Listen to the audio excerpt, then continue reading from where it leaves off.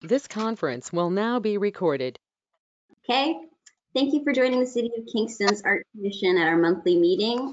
Today is October 8th. My name is Adrielle Farr, Director of Art and Cultural Affairs for the City of Kingston and organizer for our virtual meeting. Before we begin our meeting, we would like to go over a few meeting guidelines to help us navigate the system as efficiently and respectfully as possible. We ask that members of the public and press remain muted and off camera for the length of the meeting. As organizer, I reserve the right to mute anyone who unmutes themselves. Commission members and city staff will control their own mute button. Good practice would be to mute yourself if you are not speaking to avoid background noise and feedback.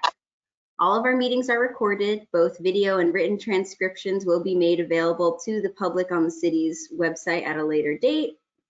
If you are not included on the agenda, please be respectful and courteous to our commission members by remaining muted. If you have any audio issues, please send a text message to the following number, 845-399-9072, or utilize the chat. As the organizer for today's meeting, I reserve the right to lock and pause the meeting to eject anyone who has behaved inappropriately. Lastly, at tonight's meeting, we have in attendance Arts Commission Chair Susan Lynn, Arts Commission members Ann Bailey, Peter Criswell, Laura Giordano, Maria Elena Ferrer-Harrington, Ione, Linda Marston-Reed, Ward Mintz, and Lynn Woods. Our non-voting council members are Pat O'Reilly. Guests to the commission include Richard Frumes, Marilyn Demore, and Eve Ortega. Thank you for your patience during these difficult times, and on behalf of the City of Kingston, I wish you and your family good health. I now turn the floor over to Chair Susan Lynn, who will call the meeting to order. Hi, guys. Hi there. Eve, I love your room. Did everybody get a chance to look at the minutes? Yes. Okay. Would somebody like to make a motion to approve? I so move. I'll move. Second. Okay. Anybody opposed? No. Okay. And so Marilyn, go ahead. Hi, everybody. My name is Marilyn Demore. I had sent Adrielle a presentation. I don't know how this works. Can people see it or? I'm going to share my screen now. Oh, okay. Thank you. So I just wanted to come on and thank you very much for giving me a little bit of time just to update you on this year's Kingston Design Show House. So this is the third annual Design Show House. And coming out of last year, the show house grew quite tremendously last year. We almost doubled the number of participants. So everybody from designers and makers and local businesses, we had about 185 participants at the show house creating various indoor and outdoor spaces. And we had over 1,000 attendees last year, which was a big jump from the first year. So this year, going into the third annual show house, we had actually chosen right before COVID a house, the Hudson Valley Senior Center, which is uptown. So generally in the past 2 years, we've chosen homeowner houses. So we thought we'd be a little bit more community focused and work with the Hudson Valley Senior Center and update a number of their spaces that are in need of renovation. And unfortunately, because of COVID, we couldn't do that. So they're going to be our nonprofit partner this year. So just for those, just quick recap for those who don't know about the show house. So I started Kingston Design Connection 3 years ago, and it's a program under which the show house falls. And the goal of Kingston Design Connection is to help the creative community support each other's local businesses and support local economic development. So the show house is one of the biggest ways that we do that. It engages the most people across all of the various activities that we do throughout the year. And it's become a real catalyst for creatives to connect with each other. We've had a couple of people who started businesses together. People have found lots of clients. We now have a growing body of contractors that designers use instead of going to the city, which a lot of us have been doing in past years because we weren't really connected as well as we are today. So we're continuing that this year. So this year, Adrielle, am I able to move the slide or do people do that on their own? If you just let me know when you'd like me to move to the next slide, I'll click us along. Oh yeah, go ahead. Oh. So the Okay. first slide is basically just an overview, just explaining what Kingston Design Connection is. So you don't have to stop on that because I just went through that. Yeah, so you can just move on to the next one. So this is the third annual show house. So we have a house this year that is one of the turn of the century mansions, and we specifically looked for a house this year that was large enough that we could actually do in real life tours. So the house is about 4,000 square feet. We're using only a couple of rooms on each floor, and we're also using the exterior. So the house has a half-acre garden that's completely fenced in. So we're actually going to be taking that opportunity this weekend on Saturday to do a media preview of the exterior garden space, which we will reveal. So there's a local company called Stone Ridge Landscapes, and so they are doing an exterior dining area. And they're partnering with Herzog. So they're doing stone retaining walls as well as plantings. And so that reveal will happen this coming Saturday. And the show house itself will open the second weekend of November, most likely. It's been a moving target because contractors are hard to find, as everybody knows. And then the new thing that we are doing this year is that we are going to be doing a virtual tour for those people who won't feel comfortable coming through the show house, though we're going to really work to keep things very safe. The house has 3 different entrances. We're going to be using all 3 entrances to access different floors. So we have a whole sort of program in terms of how we're going to have safe tours in the house in the month of November. So you can move on to the next slide. Marilyn, pardon me, Yes. it's Ward. Where is the house? It's 1 Ponkaky Street. So it's near Abeel. No, not Abeel. I always say that. What's that street? I'm really bad with street names. It's only a few blocks walk from Broadway and the Rondout. So it's about 10 minutes if you were walking down It's the in hill. Pankaki. Yeah. Okay, thank you. Yeah. So this was the first year. So just like a quick little recap. If you guys want any information or see pictures of the past 2 years, KingstonDesignConnection.com has photos of the first 2 years, as well as Coldwell Banker has been generous enough that for the past 2 years, they've done a video tour. So you can also do that. So the next slide just has a couple of images of last year's show house with a couple of stats. And then you can skip on.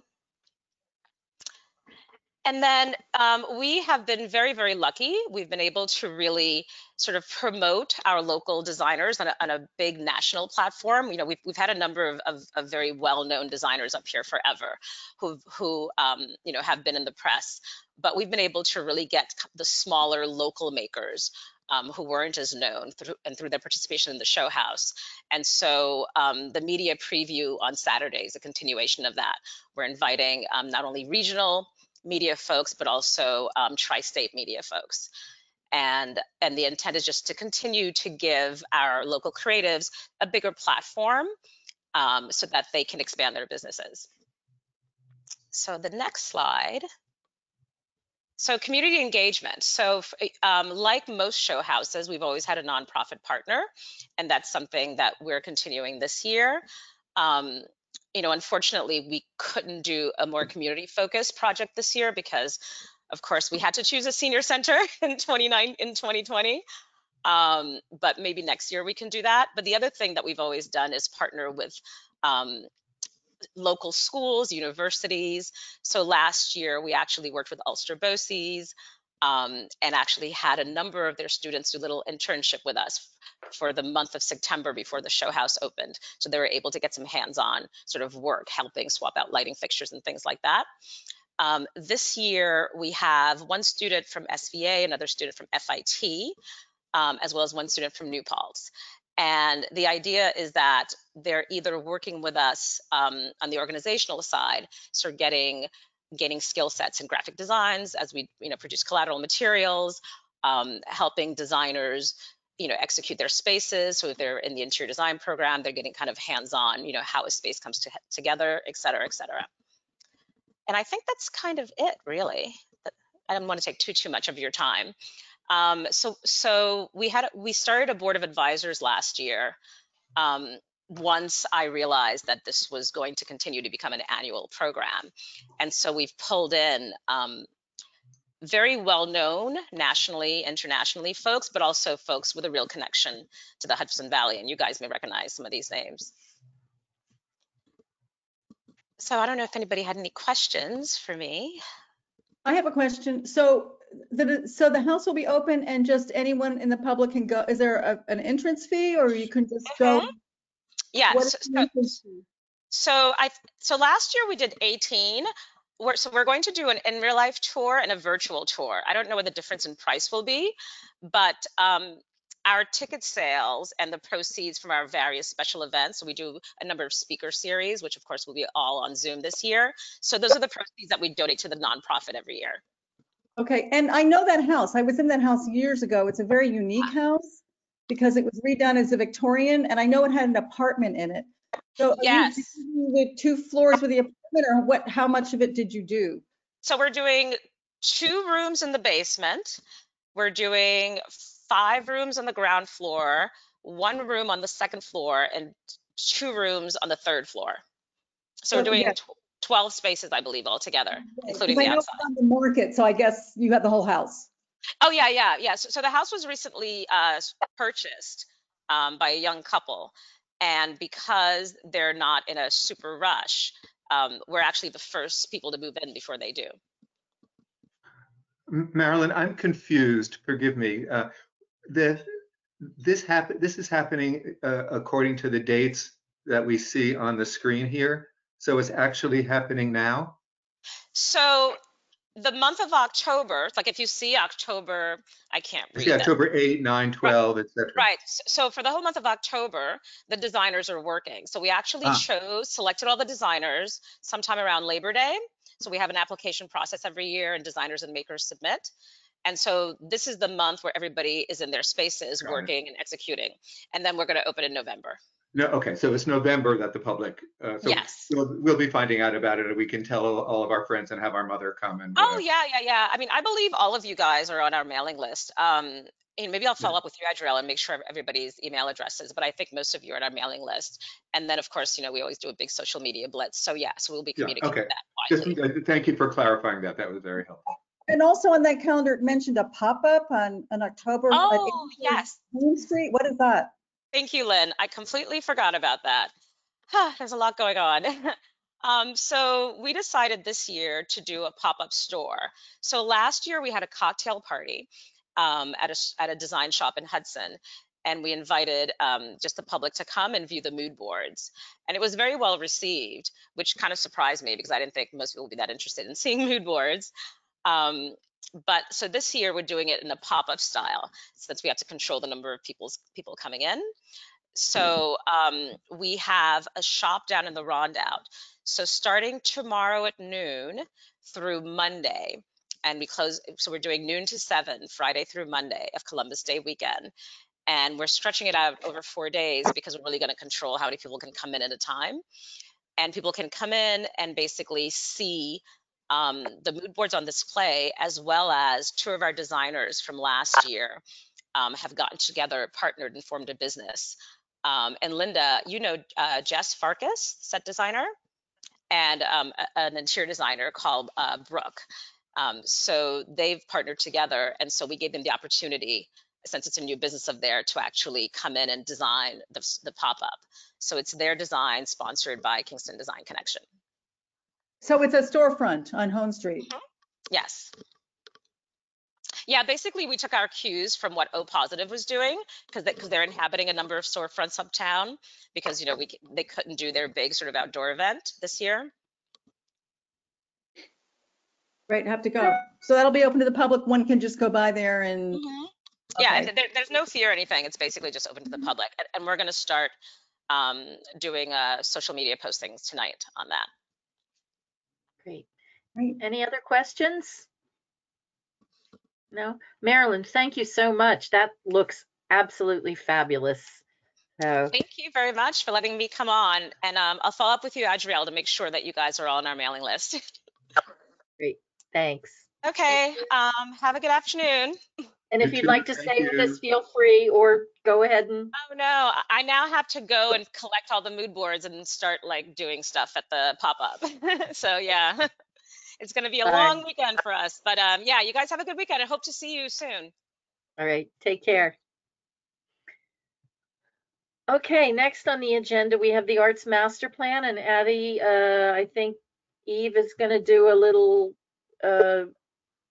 just brief presentation and then questions. Yep, so we were just going to have Eve and Joy from Lord just say a few words kind of about how things have been going so far. So I'll hand it over to them. Hi, everyone.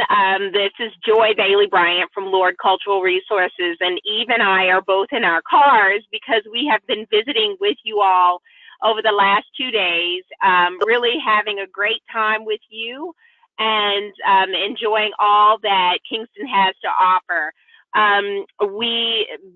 Part of that has been Eve yesterday doing a lot of visits with you and interviews, and Eve and I today, and very much having kind of on the spot interviews, just talking about what's great about working in Kingston and what can be improved, especially around the arts and cultural sector. So what are the opportunities and what are the barriers? We are really excited. I'm going to turn it over to Eve in just a minute to talk about the schedule and maybe even a few key findings that we've discussed just in these 2 days, or just kind of that we're starting to see emerge. But we are really excited about the October 21st workshop, which is when we are going to begin the community outreach, really to get more into different areas of the community, the creative businesses, our individual artists, arts organizations, as well as the public. So we're looking forward to that time as well. I'm going to turn it over to Eve just to talk a little bit more about some of the things that we've been doing in the last few weeks, as well as a few key findings that are emerging. Thank you, Joy, and thank you, Addie, and thanks to all of the Kingston Arts Commission. So yeah, the sun is kind of shining bright in my car, so apologies for the video. But as Joy said, we literally just finished 2 really rich days here in Kingston. We are both parked in front of the CCE and UPAC, and these 2 days have been really wonderful. So thank you to those we met with, and Addie put together a really incredible tour. And what's been really great is that, as you know, when we started, COVID had just broken out, and we have been trying to strategize how best to fulfill this planning process with COVID. We've had tremendous success at Lord Cultural Resources, working as we are now, adapting. But it's also been really great, to come here in person, to meet people on the ground, to see things, really orient ourselves, to see with our own eyes and to hear directly about all that Kingston has going on. And we have learned so much. I have this notebook just filled with all kinds of notes. I mean, just some very top level impressions. Is that you guys already have, you're quite far along. Actually, we were really inspired by how much collaboration is already happening. That was really a real top level finding, I think, that just, and thinking about other communities where we're doing this work, it really stood out. The volunteerism, the investment in the community, the ways in which other things going on in terms of even like the bike, ped trail, like opportunities for public art there. So we're gonna sift all that down into some more detail, but we learned a tremendous amount. And as Addie and Joy both said, it's perfect timing because we do have these community workshops happening. And to that point about adapting to COVID, we were hoping that we could do in-person workshops, but now that it looks like COVID is going to be with us longer, we really want to keep on our schedule and do those in this way, and also strategize way to supplement that. So this site tour has been a really great way to do that. We've also been talking about some community circles. Oh, I see Maria Elena. We talked with Maria Elena about this. Actually, these kind of community circles, sort of smaller conversations in the community that we can provide some guidance for. And at the same time, these community workshops we're doing on Zoom are really looking forward to those. And we wanted to actually extend to all of you to see if any of you want to give maybe like a 5-minute introduction at those. The schedule has been set. The first one is October 24th. So we're going to have 4 of them, October 24th, 22nd, I believe, and then 2 more in November. So those are in the calendar. And we also are looking to the Kingston Arts Commission and the Project Advisory Committee, the KAC and the PAC, to help as ambassadors to this project to ensure that as many people as possible participate. We have 4 different categories of the workshops. I don't have the order right in front of me because I'm in my car, but I think the first one is nonprofit art associations. Then we have individual artists, creative businesses, and then we have in November, the final one is really trying to catch as many members of the community who might not have been able to attend the others, who might, you know, we just want to have more of like a catch-all category. The other really important update is that the surveys have launched, and there are actually 2. One is the cultural participation survey, and again, we look to the community to spread the word, to get as many people as possible aware of those, so that we have as high of participation as possible. And Addie has been distributing flyers with the QR codes. We have the survey in English and in Spanish, very important. And we also have a GIS survey. That's a much faster, well, they're both pretty quick. The cultural participation is like 10 to 15 minutes. The GIS survey is literally mapping cultural assets and sort of crowdsourcing where people experience culture. And we're working with Greg Krupp, the GIS engineer, so we can start to map where people in Kingston experience culture that might not be on everybody's radar, because we really do want to have as broad a definition of arts and culture as possible. So yeah, those are really the main updates, and we are just excited to work with you to help us reach into the community to capture as many voices as possible with those community workshops, with the survey. And October and November are going to be really big months for us to be doing that data capture. And we want to take your questions as well.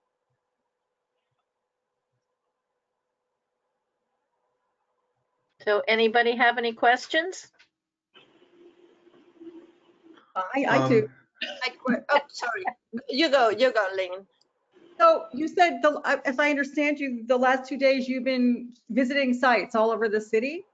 Can you just, some of the main, I mean, all neighborhoods? I just want a sense of what those are. Just an example. I don't need a whole rundown, but.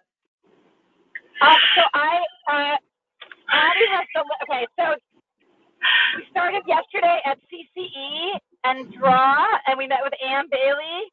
We met with Susan Lynn. We went to UPAC. We went to the Pine Street African American Burial Ground. We spent trans art, O Positive, workshop fabricators. I mean, we just drove. Yeah, we just drove by A.J. Williams Library, African American Roots Library. We went to, I'm just trying to remember the different space. We went to the Shirt Factory. We went to the Lace Factory.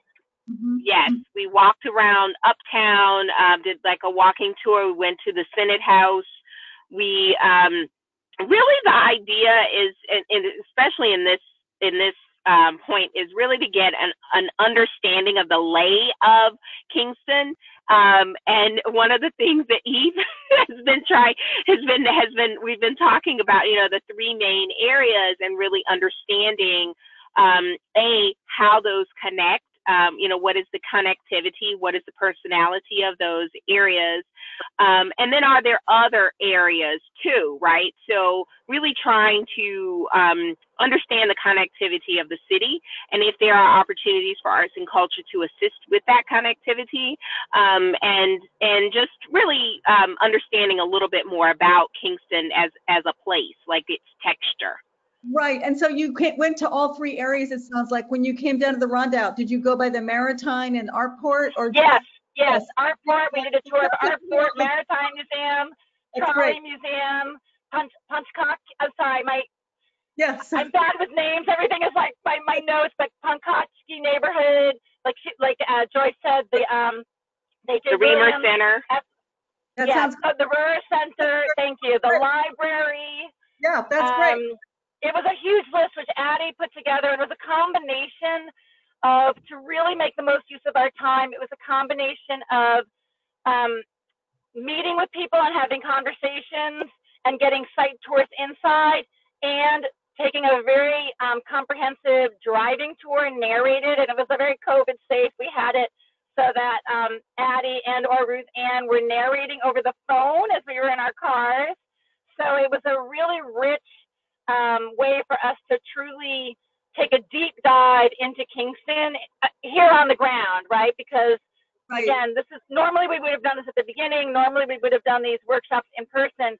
So it's a way for us to have a hybrid here in person model and do things safely with the community. So we feel like we achieved so much just during this visit, really. And there's a lot leading up to this, I should say, to help prepare for this. A lot of work. But we're just, awesome. Our heads are full with so much information. Yeah. So, yeah. There are other questions. Ward? I think I see Ward. Yeah, sorry. Could you tell us again about access to the surveys? Yeah, so it's a SurveyMonkey link, and it is on Engage Kingston. So if you visit where the I am Engage, right now. okay, so go to Addie. Can you tell them exactly? I don't have I'm doing this from my phone, but Addie, do you want to walk them through where on Engage Kingston they can access it? Where it says Cultural Participation Survey? That's exactly it. Yes. I sent out an email earlier in the week, and I've also sent out an email last week as well, and then I think the week before too, with links to the surveys. There's also QR codes that I put on the flyers, so those, and I also attached those to the email. So those are a really easy way to kind of like just get people to be able to visit the sites really quick. For those who don't know how a QR code works, I have been really excited about it because it makes it so easy for people to just access these things without having to click. So basically what you do is you just take your camera and you just point it at the QR code, and it automatically opens the link up in your browser on your cell phone. But of course, because we're thinking about accessibility, we also have paper surveys that are available in English and in Spanish. So those are available at City Hall, and then anybody else who's interested in hosting the surveys is able to have them. The only thing that we have to take into consideration is that if you host the paper surveys, you do have to also collect the paper surveys. So that's one of the reasons why, not everybody, there haven't been too many people who have been too enthusiastic about hosting the paper surveys. But yeah, so we have a flyer that we've been handing out, but then we also have we did a post on the city Facebook. We have that promo that's been running on Radio Kingston for the past week to get people excited about the survey. And there's also a link on the city website. So there's lots of different ways that folks can get connected. That email that I sent out to the Kingston Arts Commission and to the PAC just also kind of reminds folks that they can have links that live on their website too. So if you want to maybe just like, do a little something like that. Rachel from Cornell Creative has been really generous and has offered to do a little blast in her newsletter. So that's another thing that can be super helpful. We had a moment in the mayor's newsletter, and mayor's just going to be kind of doing some reminders on his bi-weekly COVID update. So that's also really great. And I am in talks with Erica Brown too to hop on her radio show, and it looks like we'll also be on Out Radio. Amanda Norton from the LGBTQ Center has offered to let us come on and just do a little spiel about the surveys. So a lot of different ways that we're doing outreach. So it's not just like click on this link. So we're also going to be sure that we're going out and talking to folks about just kind of what the survey is in general and a little bit more about the Arts and Culture Master Plan, so that there's kind of like a full picture that goes along with it. And yeah, so I did also update the Engage Kingston webpage to have a big banner for the cultural surveys. So all the information is there. And if anybody needs any updates or any kind of re-forwarding or anything like that, just reach out and I'm happy to send it along. Thank you. And what is the timing? When are they going to be collecting the surveys? What's kind of the deadline? I think we said November 3rd. I think it's November 26th. Is that right? Sorry, I just don't have it in front of me. Is that right, Addie? Is it November 26th or right after Thanksgiving, I believe? November 25th, but it's all, if you, I'll just post the link to Engage Kingston in the chat so you guys can just head right over there. Is there any sense? Oh, Is there sorry. any sense? Sorry. No, you go, Gord. Is there any sense of what has been effective before in getting people to fill out surveys? In other words, I'll make something up. Oh, because we put this on the MAD website, on the splash page on the MAD website, that gave us 500 people.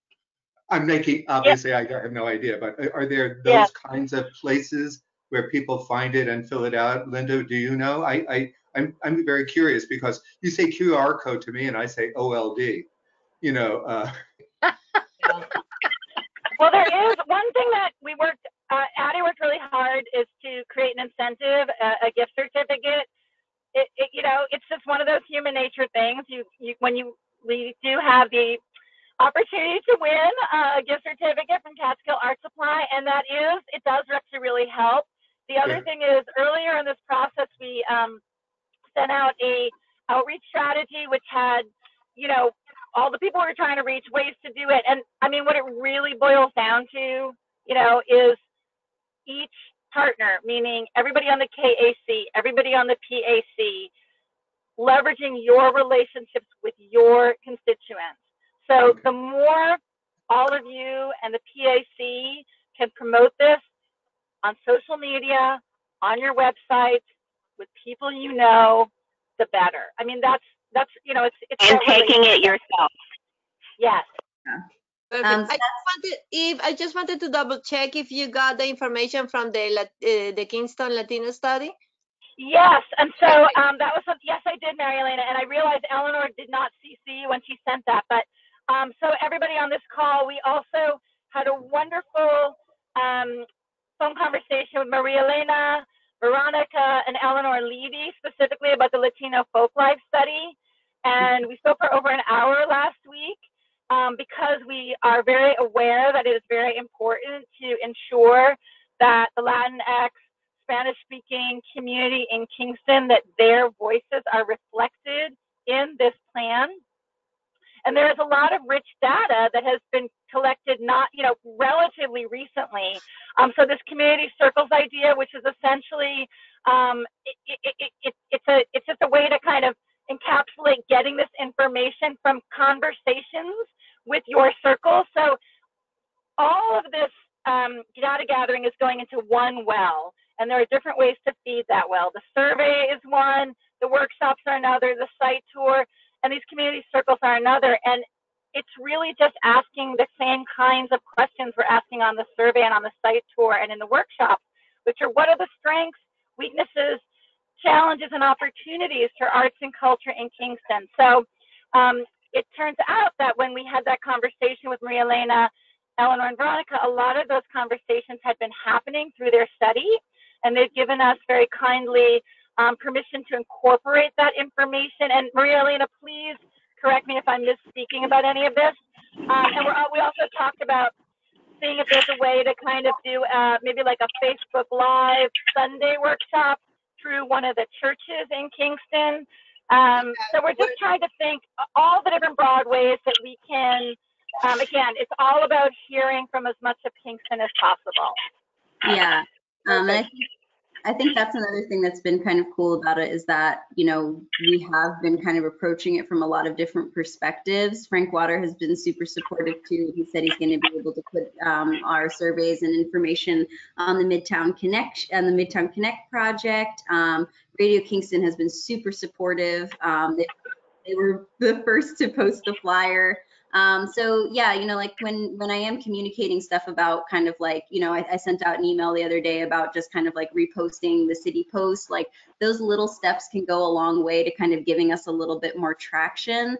We've seen that Facebook is a really easy way to get folks to fill out surveys because they're already on a device. So we're not kind of having to meet that other layer.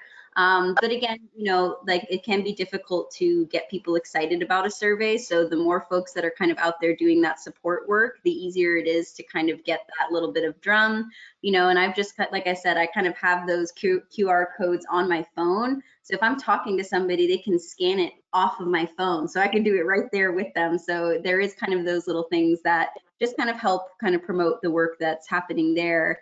And the asset inventory survey too is also going to be really cool because as we kind of were talking today, in terms of mapping, that's one of the interesting things that people don't really have ready access to. You know, just kind of having a whole map of where things are, people are changing, they're moving, especially right now with so many shifts happening in Kingston. Being able to allow people to add themselves into that inventory is going to be really helpful for the work that we're doing. But again, like that might take a little bit of like conversation that goes around it. So I've just been kind of thinking about different ways that I can engage with folks and just kind of taking those opportunities since we don't have very many kind of face-to-face moments right now, just really taking advantage of those moments. And when we stopped by Workshop Fab today, they had the flyer kind of right at their check-in site. So it was right there ready to go. So anybody who came in could just like see the surveys right there and access them right away.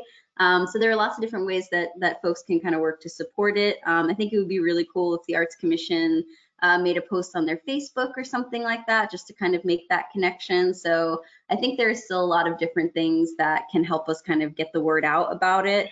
So, you know, kind of time to drum up that little bit of support and just kind of, you know, try to, again, it's a survey, but at the same time, it is going to be a really good first step for us. And, you know, we'll also be able to help us kind of, you know, get a little bit of buzz out there about the plan just in general.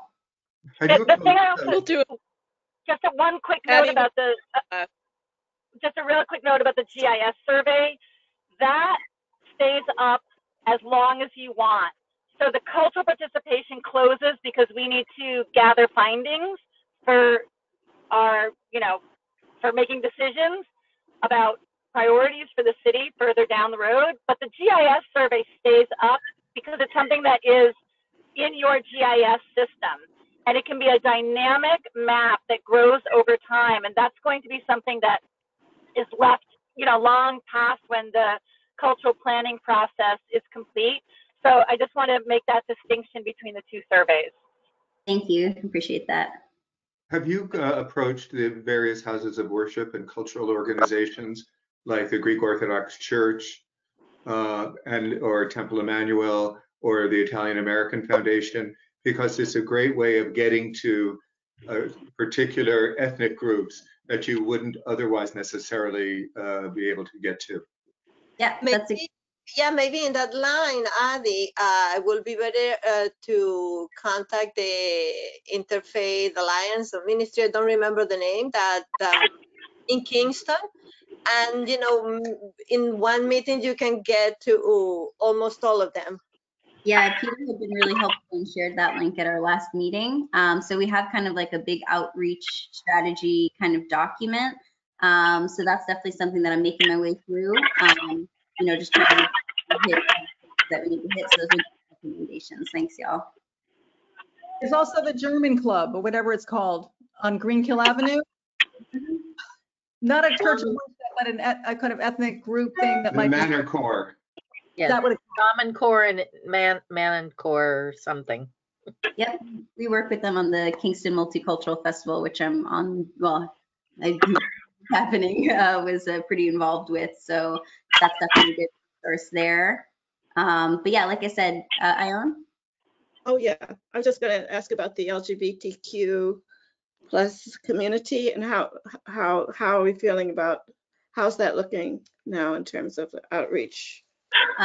Well, that's a community that, I'm really happy that I'm able to have a little bit of inside access to. And so we have been working with the LGBTQ Center, and as we all know, they've kind of been going through their shifts over there. Amanda Norton is on our PAC, and she's been incredibly supportive. Unfortunately, the LGBTQ Center is not open right now, and they are at very limited capacity, so they're still trying to kind of figure out what they're doing. But I've also been working with other folks in the community just to kind of touch in and see if there's any other communities. I'm part of the Queer Kingston Facebook group, and that's been a really great way to kind of get in touch with folks and just learn a little bit more and be able to share more information. And I think it's also helpful too that it's not all coming from like one person, because I think that that can kind of sometimes get repetitive and that kind of thing. So it's been really cool to talk to other partners about, maybe just doing a post and making it seem like it's not just all coming from like one individual or one entity. Oh, that sounds great, Addie. I have to get over to that Queer Kingston. I will send you. Ione, thank you so much for putting on that amazing performance yesterday. It was so special. Thank you. And really, everybody on this call who we met with, we're just so grateful. Thank you. Oh, thank you. It was so fun. What a moment to have you there. It's great. All right, so we should probably move on. Thank you guys so much. I mean, it's been really great, and I'm looking forward to, future things and continuing and the final product. So are we. So are we. Thank you so much. You're welcome. And if you would like to stay, I know you're probably very uncomfortable in your cars, so go and get a glass of wine. We would normally stay if we were at our homes, but yeah, it's a little strange. But thank you so much for inviting us and for your questions. This is really helpful, and for your hospitality. Thank you. Great. Thank you. Thank you, everybody. Looking forward to more. Bye-bye. Thanks. Bye-bye. Bye. Hey, Linda, you want to catch us up on the Art Walk wrap-up? I'd love to. So it was really very much it was a work of love and labor from a lot of different people, and I'm just really grateful that we got to pull it off. It is the 5th year, and we just thought artists have lost so much, we can't bear to not have this. And so we started gathering partners, and I think that was the reason that it was a big success in the limited way it was. And, we had a lot of partners. Scott Dutton lent us the Fuller building at no charge, gave us key fobs, said come and go as you like, to be able to install the work. Artport, Lori and Stefan were great working with us. So we had, actually Lori picked out the artists that showed there. We also partnered, we Live Well Kingston. So Addie mentioned that they were doing something called Chalk the Walk. So we called them up and we said, hey, let's try to get some kids stuff going in front of the 2 buildings, because we thought maybe families would be walking around. And so we're trying to just link a lot of things together.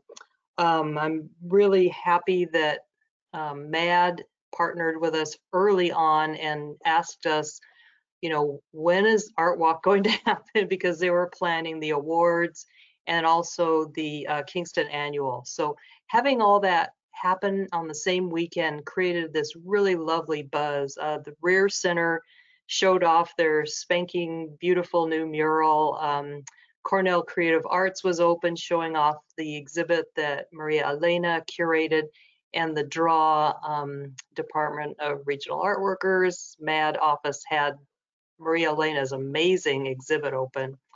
So it was actually, I am personally invited a lot of people from not around here, and I met up with them and asked them what they thought. I said, this isn't the same as going into a lot of the open studios and meeting the artists in person, but what do you think? And they were just bowled over by all the things that they saw in Kingston, and they sensed the community spirit. So, thank you again, all of you, for helping. Everybody helped a little bit, and we're really very appreciative. I was at Artport for 4 hours, and in the first day, there was about 115 people through there in the first 4 hours. And then I was over at the Fuller Building the second day, and that had a little slower traffic, but there was several hundred people through there. I did personally ask people when they walked in. I kind of sidled up to them and I said, how'd you hear about this and where are you from? And there was a lot of people visiting from out of the area. I would say 80% of the people I spoke with were from the metro areas of New York City, New Jersey. There was some from Connecticut, way far away in Dutchess County. I mean, it was pretty exciting. So again, thank you for all of your work partnering with us. We are very appreciative. Very nice. It was Thank cool. you. And I was telling them the story of my daughter. We took my granddaughter to ask to see the exhibit there, and she walked in that front room, and her new word now is marvelous. And she looked at Judy Pfaff's work, and she said, "Oh, this is marvelous." She has good taste. That's what I said when I saw it too. Yes. So, anyway, I have a question. Was the annual up all of September? Or I know it was up, obviously, Art Walk. I saw it during the Art Walk, but was that up for the whole month of September? Yeah, I think It's so. up for the whole month. More than just the Could you weekend? hear- Because it was a fabulous show. I thought it was still up. I was gonna write Yeah. about it. It's down already. I didn't realize. Oh. Yeah, They have it's something different. in October. The winners of the annual are still there. I saw There. their work. Yeah. Okay. Ward, Academy Green update. I wanted to raise this because I think that we have some exciting work to do still. You all know that we had our meeting with the trustees of the Academy Green, and we discovered the range of their interest in working with us, you might say, or not. But it was a very important thing to do. But I think that for some of us, there was a feeling that nothing happened afterward. What are we going to do now? And what are the next steps? What could next steps be? And then what should happen? But I get this little email from the Mellon Foundation. Yeah. And it's like, they must have been at our meetings. I mean, where else would they have gotten the idea about putting $250 million toward monuments, right? It's incredible. Yeah. Mm. And it was also interesting, and I don't know where this is going to go, but because I was talking to Sarah Litvin today from the Rear Center, and she had told me how Joy and Eve had come to visit with you, Addie. Mhm. And she was like, and we started talking about the Mellon Foundation and the Monuments Project. And I'm like, wait a minute, does this give us more of an idea about a different kind of monument in the city of Kingston? In other words, thinking about, yes, the Academy Green, but the African Burial Ground, the Rear Center, all of those places that are monuments to something else. Yep. We actually brought that up too as we were talking with Tyrone and Frank Waters today. And Joy was really kind of reiterating that there were multiple spaces in Kingston that seemed really appropriate for this project, or just for anything that's in that scope, which was really exciting because I was like, oh, we have more than one. So that was awesome. Even So it first gave me the idea of should we do a meeting of us first and talk more about this, or should our next step be to invite others to be part of the conversation and see where that leads? I personally would think we would want to become very familiar with, I don't even know, for example, if the Mellon Foundation has published guidelines yet. I didn't look. No, I don't think they have. But I think that it's important, what, as you say, that we come together to at least be clear where we are in what we are going to do. Know what is our position, but how we are going to, share who is doing what, and what we want to do with this. And I love the idea of talking about all the monuments and not just talk about the Academy Green, because if we are talking about all the public monuments out there and how we are gonna approach them or have a discussion with the community, I think that we can reduce the drama or the thing that people eventually will have with one or another. I don't know. I think it's important to talk about public monuments and how the community see them and how we should treat them or what we are supposed to do with them. I have one question. Did anybody get a reach out from Rennie about his community projects? Was there any further conversation about that? Nope. I'll check in with him. Yep. I have an email going with him. Yeah. Awesome. Yeah, he's reached out to me, and he's reached out to Richard. Yeah. Awesome. Lynn, you had a question? Yeah, I took a quick look at the site, the link that, and I listened to some of the conversation briefly for this meeting. I think it's fantastic, and I love the idea of not just funding for monuments, but contextualizing projects, which I think that's what it's all about. Because, besides you mentioned the African burial ground, there's also the stockade boundary is right near that place. The courthouse is right near. I mean, this is not just important for our history. This is national history. We are one of the most historic cities in the country. So I just started thinking about how this could be a great opportunity for a deep dive into history. And also, I'd love to know what people think. I could imagine even filming reactions on the street. What do you, first of all, finding out about the statues, the people they depict, how they came to be there, which I think is important. And then taking it from there and getting the community's feedback. And then it's almost like, if you could talk back, what would you say to them? Or I could imagine the schools getting involved, school children visiting and making this a history project. So I just think the potential is huge. And I just thought, the sky's the limit in terms of creating a context. First I was just thinking interpretive signage at least. Now I'm thinking that's a baby step. No, we really want to. People talking back, people responding to that history and what stories need to be told. I'm kind of babbling on. I think too, Lynn, this is an opportunity, as you say, and we should see how this Mellon Foundation granting system unfolds, because maybe in our thinking and being the activists that we are, we could come up with a really interesting and innovative plan for our city that might be fundable. Hey, Ellen, you've been trying to say something. Oh, I was going to say, yes, it will be fundable. It is fundable. It really is fundable. Well, I think that reimagining is the key word here. And this is something that we've said earlier. And that is extremely important. And obviously there's an organization that wants to fund that reimagining and on a big level. So it's not, as you're saying, Lynn, it's not just signage, it's really creating something that is new. And as you have suggested, performance. I mean, all kinds of, I'm thinking video performance. Yes, it includes media, audio, collecting, people being able to put their voices into a space, all of that in real time, their feelings, all of that could be part of it. I want to tell you all something so amazing to me when I saw it, and I looked and I saw Ward.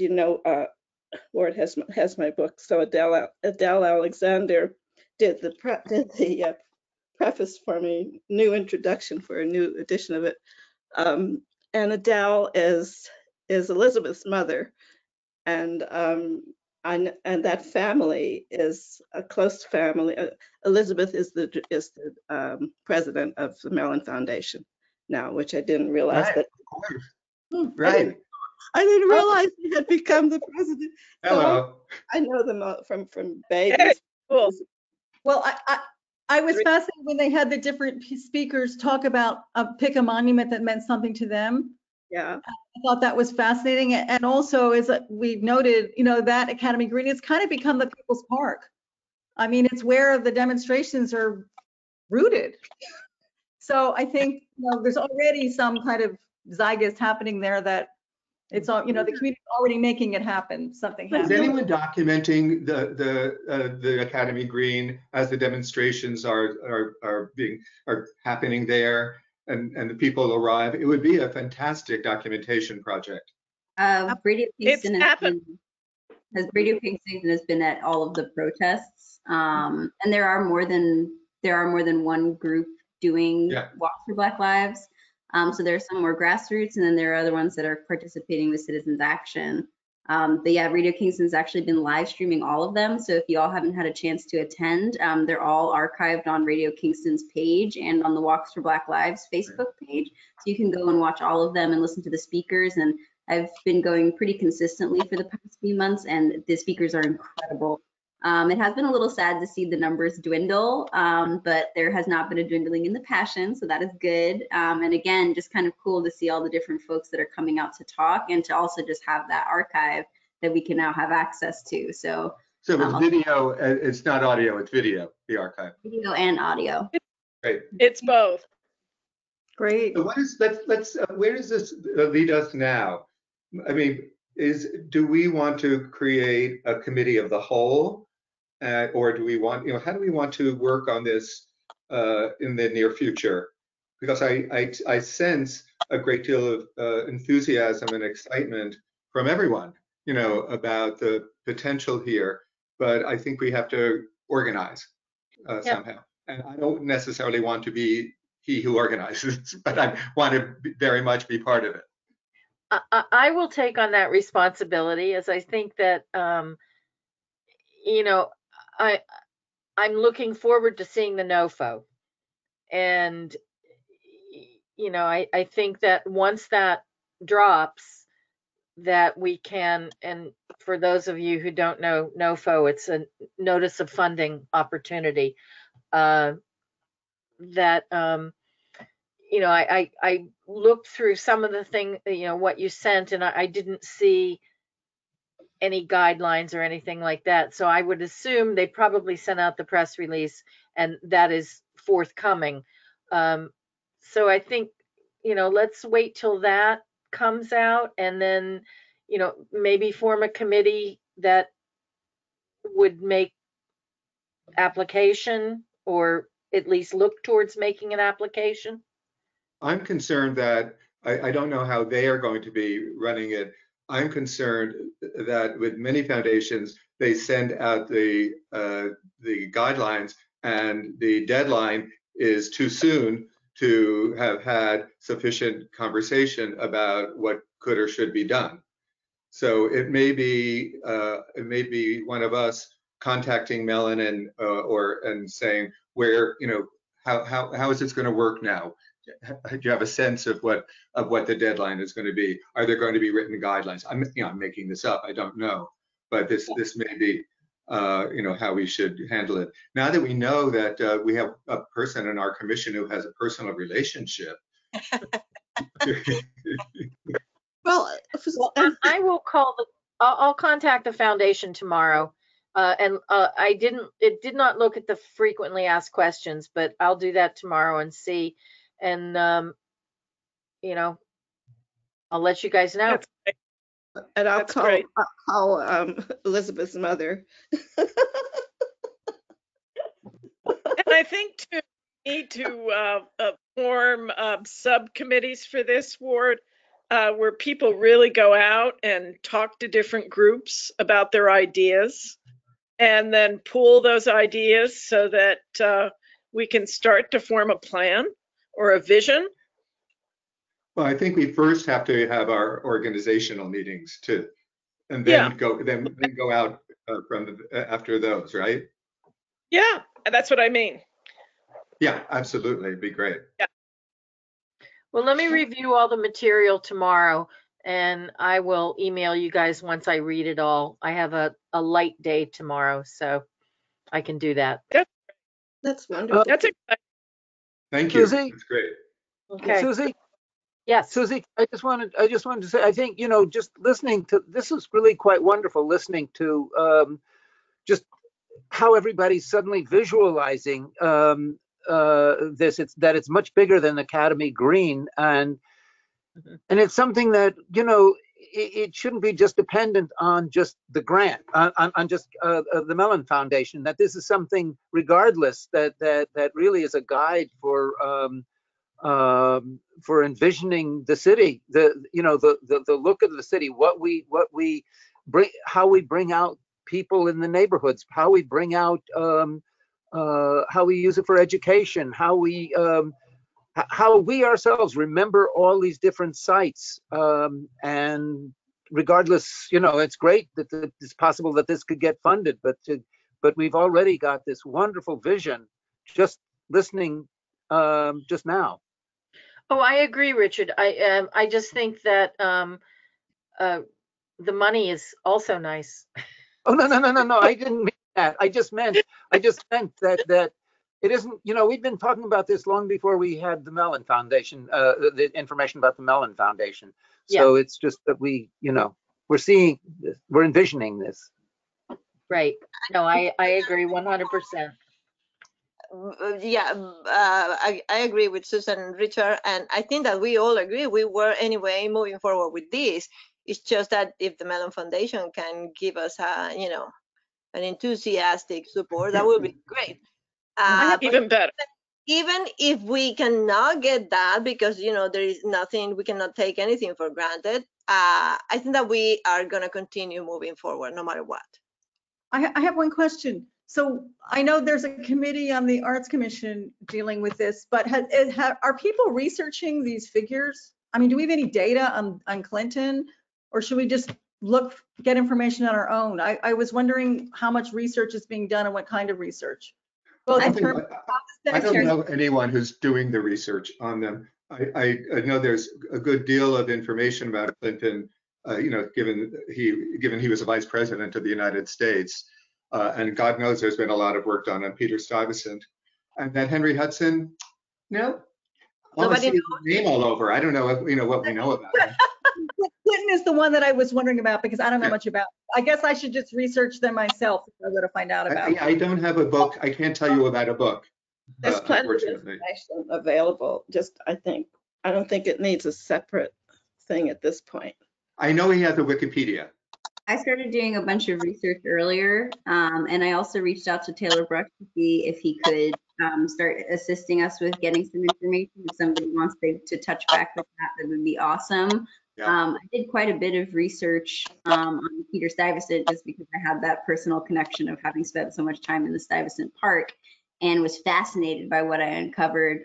So I know that George Clinton is a little bit not as, the information on Peter Stuyvesant definitely was like, okay, that's one perspective. So I think with George Clinton, there's a lot of different things to take into consideration. It's a very layered story there. So I'd love to kind of do a little bit of a deeper dive into there. So that was something that I had just kind of been doing some cursory research on, but I think it would be a good idea to see if the city historian / county archivist maybe can give us like a little consolidated info. And if not, maybe we could reach out to Jeff Miller to see if he has any information. Might be a good resource too. Right. Because I Googled the name and I got this strange reference in a book about slavery and the free Black vote. And it said something about he was key to getting the free Black vote. It was a paragraph. I went to the Poughkeepsie Library, which said they had the book. They didn't have the book. It's one of these books that's like $60.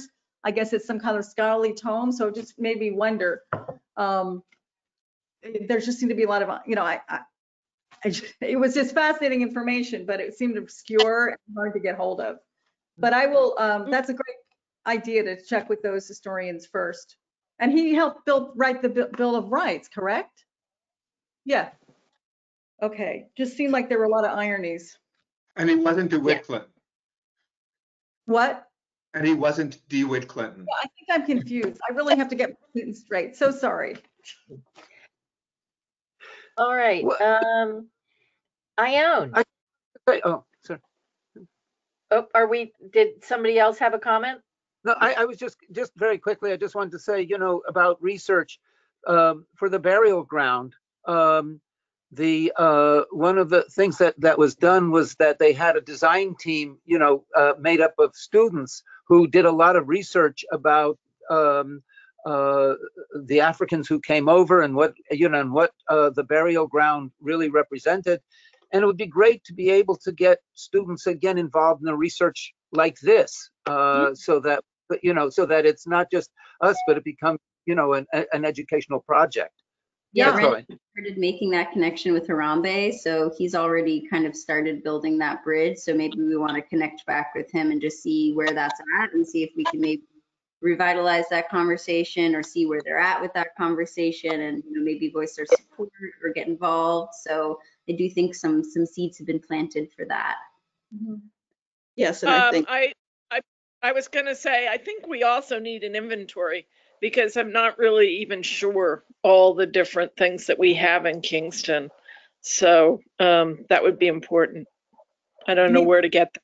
You mean like an historical one? Because the consultants are doing the arts related culture one, right? They are, but I mean the actual monuments and other public pieces of art that are out there. Right. Yeah. Maybe there aren't that many, but we need to know what they are. But Friends of Historic Kingston, I think that they have some information about that, right? Yeah, and also a lot of it has been inventoried through the various historic districts. The deal is that unfortunately, not everything is in a historic district. But for example, even if Pankaki isn't, let's say, a historic district, I'm pretty sure there's been research done on it. And I think starting with the Friends is certainly a good idea. Yeah. Okay, moving on. Ione? hi. Okay. Well, we had a very sweet and fun pop-up event at Deep Listening Plaza, which was really amazing to kind of have it take place in the midst of the construction and all of what's been going on. And so the site visit was quite special. What's happened is that there's been I've been connected by a lovely young artist who's recently moved to Kingston. She's a Filipino-American artist. Her name is Grace Avila. Yes, her name is Villamil. Grace Villamil. And what is coming about is to create a listening event at Deep Listening Plaza, which would be a vigil in support of women and children of color, all women and children of color, focusing on families that have been separated and detained by ICE particularly. It would be a healing event is the way she's seeing it, and it's that we are discussing it, a circle, which would also have a sound element and an installation. So the sound element that I was considering is to do the Pauline's tuning meditation, the amazing, very simple meditation that we did online for thousands and thousands of people a couple of months ago, and it's being done all over the world. Only this would be a version that is humming, so that we can do it with masks on and it won't be COVID spreading. So the humming version is could be really powerful. Actually, I was just speaking with a director and conductor in Vienna, and they're getting ready to do a humming version there in November in their audience, so that people can actually do the piece. So that would happen, but there's also the concept of having an installation there, which would be, and this is Grace's idea, to have stuffed animals. So it would be an art installation, but all kinds of stuffed animals would be placed at a certain point there, which could be then also taken by any of the kids who would like them at whatever point. But that would be a part of this vigil, which would take place, and it has to do with light and sound. So projecting green light, doing tuning meditation, having some candles that are not fire candles. Illumination could be very beautiful, and engaging the local community, engaging the Spanish-speaking community through for sure. All of this would be happening 6 o'clock on the 24th of October. Is the idea. Mm-hmm. And That's great. know, yeah, so I'm excited because well, it'd be beautiful to open up the space and to actually do something that connects with the people who are in the neighborhood, and to focus on families. So the idea is that families belong together. And there are organizations that have been working on this throughout the country, but so this is inspired by some of those other organizations who have brought this to the attention of the world. I have a question about, would Yeah. you have some kind of scaffolding or structure for the stuffed animals? So it would be like a display, or they would just be piled on the ground, or what would, because I'm remembering when I was in Detroit, there's an artist who just covers buildings with stuffed animals, and it's pretty powerful. So I'm just wondering about that. That might have been Palestine, who's a old friend of mine. He works with we works with stuffed animals, and I told her about him. But these would be on a kind of a structure that would be built for them, something simple, and they would just, so that's the idea, a wooden structure. Yeah. You have the empty building next door, ironically. Yes, well, we thought we'd take it over, occupy it. Yeah. So it's not just the pocket park, but all behind there as well. So the construction people leave. They're not there on weekends. So, and everyone's tracking them when they're there, when they're not there, and they're very, very sweet guys, actually. So they won't be there, and we can get in there and make it happen. Yeah. So yes. You have that meditation on the 21st, but the actual installation, when it is planned to happen? This would be the 24th. The 24th here in Kingston? Yeah, on Broadway. On Broadway. Yeah.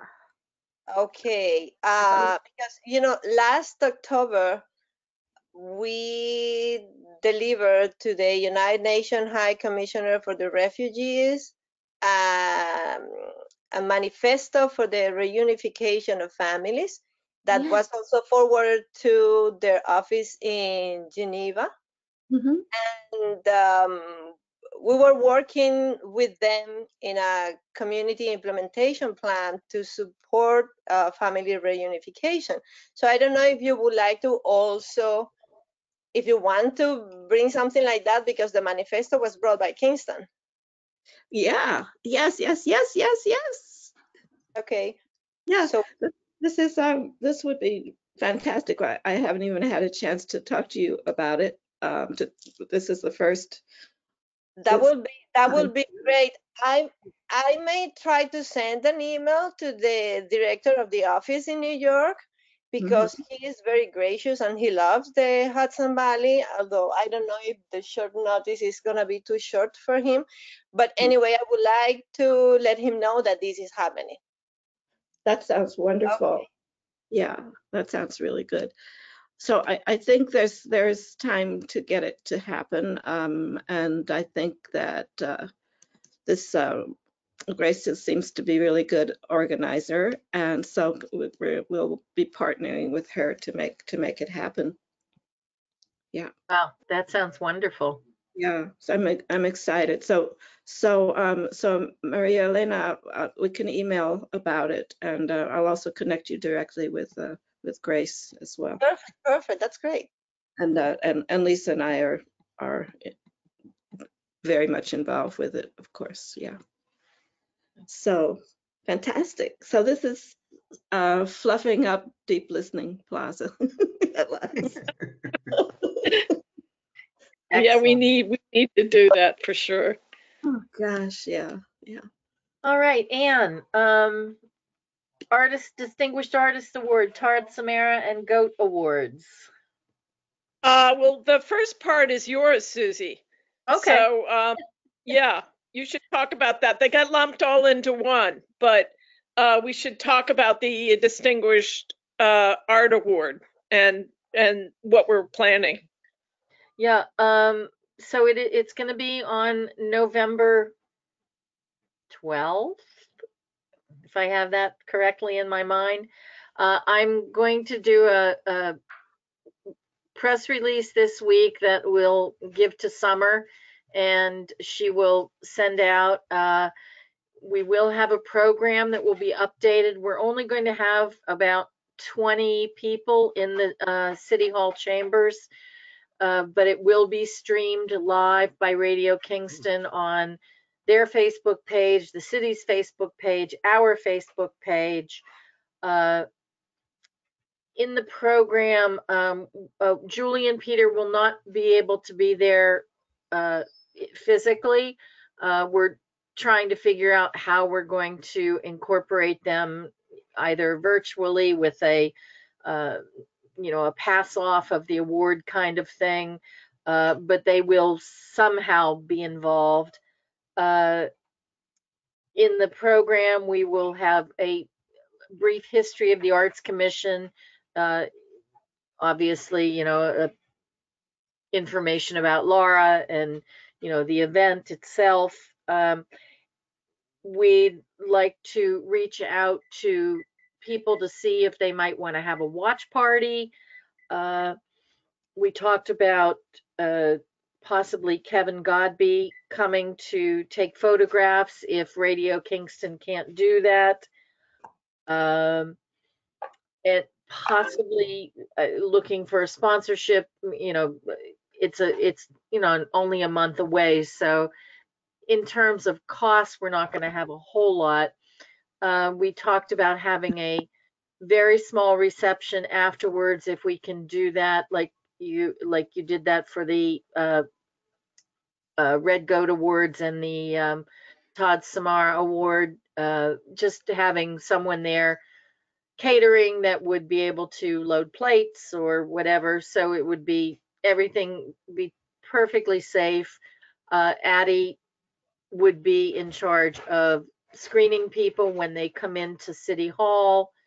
And and that night is our meeting.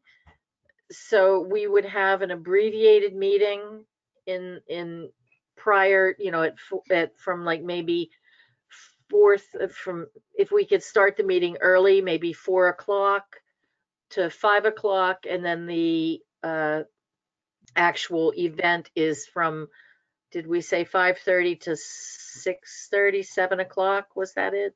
Okay. So things are coming along. It'll be a little bit different than the last time, but I'm sorry, Susie. No, go ahead. I was going to ask if we had any update from the mayor about whether we can serve anything downstairs in the Great Hall. We talked about that. I haven't gotten a response on that yet, and I think we have to reschedule our bi-weekly next week, but I'll be sure to bring it up to him. I think go ahead. Yeah, I mean, I was good. generally we can't have any food up in chambers. We all already know that. And we haven't really had any food in the hall since. So I think if we just kind of present it as, something that's going to be super safe, I'm sure it'll be fine. Just another note for next month's meeting, because I'm going to be coordinating all of this, I won't be in attendance at next week's meeting.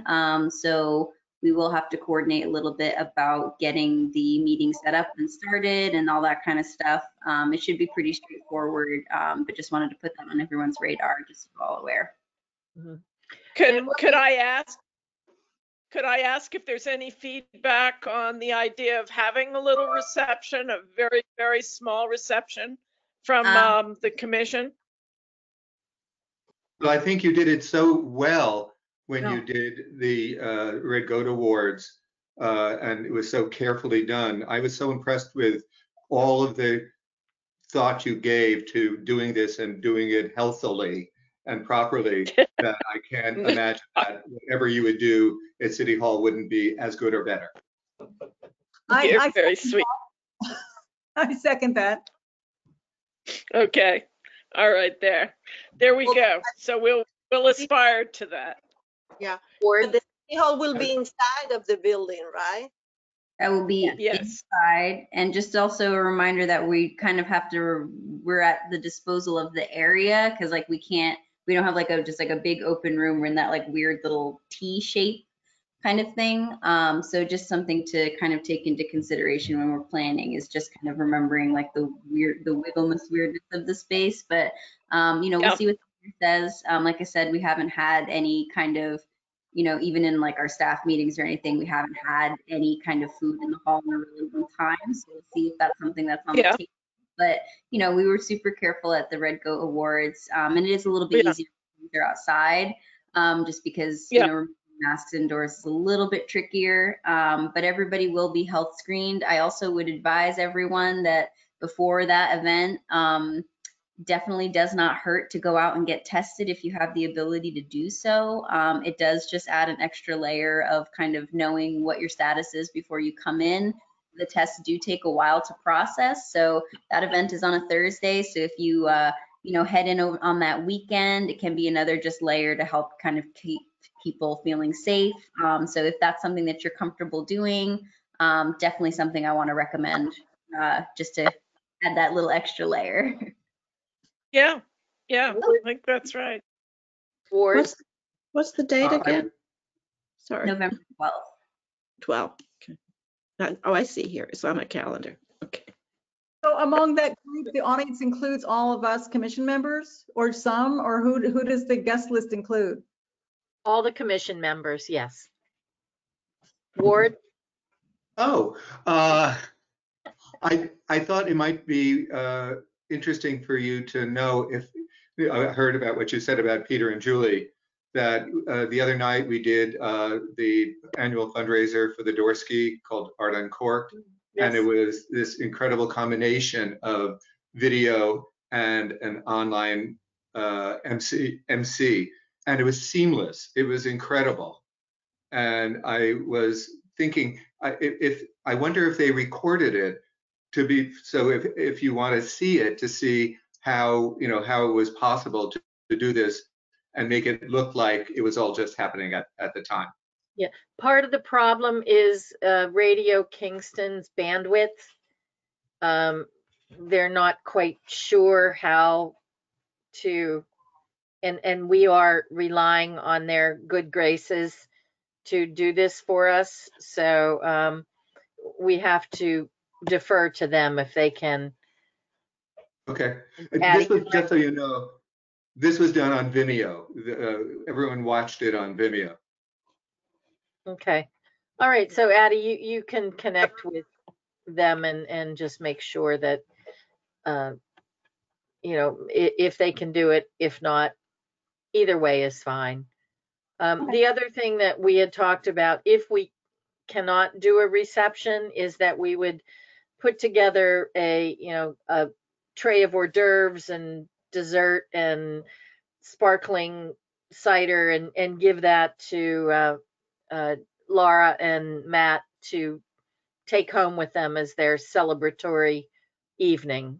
So just to make it a little bit more special for them. So, all right, Anne, you want to talk about the recap on the Red Goat and Todd Samara Award? Yeah, I just wanted to say I wanted to thank all the commission members that could be there, and it really was wonderful to honor these two very special women who do so much for our community.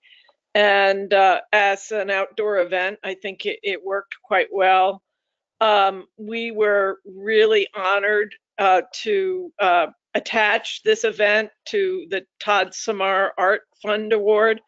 And I think Patty Gibbons and what she had to say about Todd was deeply moving, and it was ironic. I think Todd died maybe 2 days later, and so what I would like to sew into this is the idea. Todd is much loved in this community. I didn't know Todd, and but boy, the people that knew him loved him so much, and he really was a fixture in the art scene in Kingston for many, many years.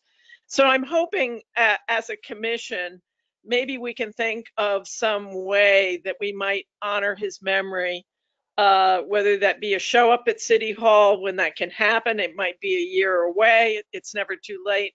But Lynn, I'd love to hear your thoughts on this since you're so involved. Yeah, well, I know I got an email from his brother. He died on September 30th, and we asked Tom about a memorial, and I think something's planned in the future, so maybe we can coordinate with the family too. Yeah. I just think it's early, you know, everyone's talking. I mean, they didn't even come up, they weren't even there when he passed because of COVID. Yeah. So I think definitely something in the future for sure. And also I want to mention that Todd's artworks, which can, I mean, I think they're infinite. They continue to proliferate and come out of every, I mean, we keep selling it, there's more. We made $800 from the sale of it, even though it seemed there weren't that many people. It ended up being, people do care and love him and his work. So we made almost $1,000. It's amazing. And also it was great because there were people that knew him. I mean, I knew Todd lived on my street. Todd did some work for me. I knew Todd as a neighbor. I didn't know him going way back. I mean, there were people that had lived at the Hideaway Marina when Todd was there on boats, you know. There were like artist pioneers in Kingston who shared memories, which was great. But definitely, you know, I know also I want to mention with the committee that I think I mentioned last month about the murals. I think, did I mention that Timely Signs is printing banners, replicating one of them? That got held up because Lisa Klein at the museum was supposed to give measurements. She got tied up. Anyway, that's moved along. We're having them good. They'll be installed soon. And then I guess the other one, it depends on Chris, and I don't know where he's at with that. But I just want to mention the banners. They're printing them. That will be up soon. That's great. That's great. So that's really what I wanted to say. So thank you. All right. So I think that's it. Does anybody have any new business? We're kind of over time, but anybody have a quick thing they need to interject? Just very quick. The International Congress of Migration and Mental Health this year is going to be online. The one that we had in Newport last year. This year is going to be online from UK. There are only 3 presentations from the United States, and masking identities is going to be one of them. So I just wanted to say that. Yay! All right. Fantastic. That is so cool. Everybody note that Sinterklaas has been canceled, so there's no Sinterklaas Kingston or Rhinebeck this year. There is going to be some sort of online something, but I think that's going to be to be determined. Yeah. Peter, we miss you. We can't see your face. Peter! Yeah. Hope you're feeling better. Yeah. Sending love, Peter. There he is. Yay! There he is. You look great. And Lynn, did you have something else to say? Well, I just want to mention that that some of the galleries are reopening. You know, I've been going to openings like the old days. I mean, they're smaller. The openings are outside. Lockwood Gallery, of course, Marina Elena, Draw, Ask, and the Dorsky, and what was the other one? Greenkill. I'm actually doing a story again, kind of haven't done a story like this in like 9 months, about some of these shows. Just kind of saying, you know, how wonderful it is to be able to go in a gallery and see art in person again. And every place I've gone, it seems like they're very careful. You know, people are mostly outside, they're monitoring it. So it felt like people are being responsible about it. But I just wanted to say that it's great to have that aspect of our cultural life back. Well, let's enjoy it while we can, because I'm afraid it may be going away. Yeah. I mean, with the winter coming and the cold weather and spikes, yeah. Yeah. Did anyone see the debate last night? Yes. The fly. I just got a text.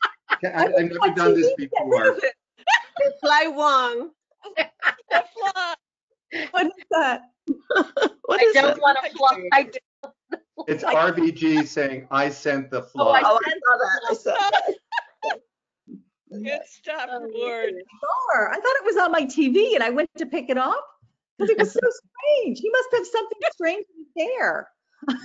I have a few jokes that I will say off of the recorded line. But All right, we're seriously going downhill now. Our sell-by date is past. Does anybody want to make a motion to adjourn? So moved. How much? All right. Okay, All right, guys. second. Okay, Thank bye. you, everyone. See you. Bye, everybody.